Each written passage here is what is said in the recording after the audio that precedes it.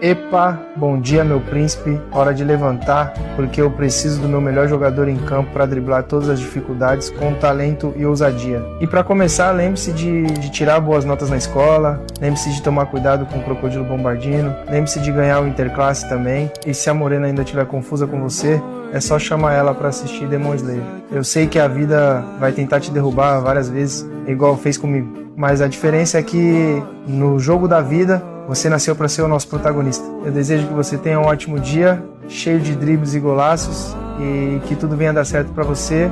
Um grande abraço do menino Ney e até a próxima. Eu quase ia esquecendo. Lembre-se de farmar muita aula igual o pai aqui. Receba.